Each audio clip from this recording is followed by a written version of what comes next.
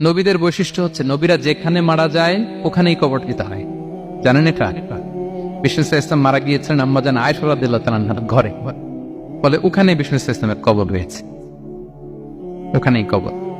এবং ওই কবর দেওয়ার পরেই ওই কবর দেওয়া ঘরের ভিতরে আম্মাজান আয়েশা রাদিয়াল্লাহু তাআলা আনহা যতদিন বেঁচে ছিলেন ওখানেই ছিলেন কবরের পাশে। এরপরে বাবা মারা গেলেন আবু বকর, বিষ্ণু ইসলামের পাশে কবর দেয়া হলো, বাবা আর স্বামীর পাশেই থাকলেন। এরপর ওমরে ফারুক মারা গেলেন, ওনারও কবর দেয়া হলো।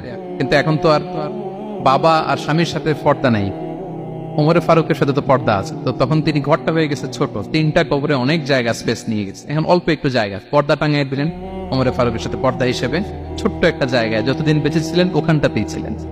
ওমরে ফারুক যখন আমিরুল মুমিনিন খলিফা, তখন ছেলে আব্দুল্লাহকে পাঠিয়েছিলেন যে যাও একটা অনুমতি আগে থেকে নিয়ে রাখো আম্মাজান আয়েশার কাছ থেকে, যেহেতু ঘরটা ওনাকে বলে রাখো যে আমি মারা গেলে যেন আমার 2 বন্ধু মুহাম্মদ সাল্লাল্লাহু আলাইহি ওয়াসাল্লাম এবং আবু বকরের পাশে যেন কবর দেয়া হয়। আব্দুল্লাহ এসে বলল, আব্বাজান তো এই পয়গাম পাঠিয়েছেন। তো আয়েশা রাদিয়াল্লাহু তাআলা আনহা বললেন, আমার খুব ইচ্ছা ছিল আমি আমার স্বামী এবং বাবার পাশে শোব, কিন্তু আমিরুল মুমিনিন যখন চেয়েছেন এটাকে আমি ফিরিয়ে দিতে পারি না। ঠিক আছে যাও, তোমার আব্বাকে বলো তোমার আব্বাই শোবেন ওই জায়গায়। আচ্ছা, তো ওমরে ফারুক আপনারা জানেন অ্যাসাসিনেশনে ইন্তেকাল করেছেন, আত্মাইর আঘাতে, ছুরিকাঘাত করা হচ্ছে, কয়েকবার স্টেবিং। এত জখম হয়েছে দুধ দিলে ওই জায়গা দিয়ে দুধ বের হয়ে যায় না, বীজ পানি দিলে বের হয়ে যায়। তো সবাই বলল, আমিরুল মুমিনিন আপনি এবার ওসিয়ত করেন, কে হবে আপনার পরে লিডারশিপ, কে নিবে? মুসলিম উম্মাত অনেক বড় হয়ে গেছে। তখন তিনি ওসিয়ত করলেন এবং ছেলেকে আব্দুল্লাহকে আবার বললেন যে আব্দুল্লাহ আবার যাও, যে আম্মাজানের থেকে অনুমতি নাও। বলতেছে অনুমতি না নিলাম আর অনেক আগে, উনি তো বলছে আপনি মারা গেলে ওখানেই শোবেন। বলতেছে না, তখন আমি আমিরুল মুমিনিন ছিলাম, এখন তো কিছুক্ষণ পরেই মারা যাবে, এমনও হতে পারে আমার ভয়ে বা লজ্জায় তখন অনুমতি দিচ্ছে, এখন আর দিবেন, আবার যাও। আবার গেল, আয়েশা রাদিয়াল্লাহু তাআলা আনহা বললেন, না এখন আমি আগের কথার উপরে আছে, তোমার আব্বাই সেখানে শোক। সুবহানাল্লাহ। ওমরে ফারুক ওখানে শুলেন, তখন তিনি পর্দা আরম্ভ করলেন আম্মাজান আয়েশা।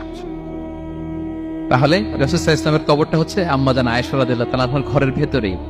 আপনারা মসজিদে নববী যারা ভিজিট করেছেন তারা জানেন যে আপনারা যখন কিবলামুখী হয়ে নামাজ পড়েন, বাম দিকে বিষ্ণু ইসলামের কবর, সেখানে রাসূল সাল্লাল্লাহু আলাইহি ওয়াসাল্লামের পাশে আবু বকর এবং ওমরে ফারুক রাদিয়াল্লাহু তাআলা আনহুমা শুয়ে আছেন। রাসূল সাল্লাল্লাহু আলাইহি ওয়াসাল্লামের কবর থেকে মিম্বার পর্যন্ত এই পুরো জায়গাটা রাউদাতুম মিন রিয়াদিল জান্নাহ, দুনিয়ার বুকে জান্নাতের একটা টুকরা। বিষ্ণু সাল্লাল্লাহু আলাইহি ওয়াসাল্লাম ইন্তেকালের আগে ওনাকে অপশন দেয়া হয়েছে, নবী আপনি চাইলে থেকে যেতে পারেন আজীবন, আর চাইলে আমার কাছে চলে আসতে পারেন, এই হ্যাভ অপশন। বিষ্ণু সাল্লাল্লাহু আলাইহি ওয়াসাল্লাম তার রবের সাথে সাক্ষাৎকে চুজ করেছেন এবং ইন্তেকালের আগে তিনি পড়েছিলেন, আল্লাহুম্মা গফিরলি ওয়ারহামনি ওয়ালহিকনি বির রফিক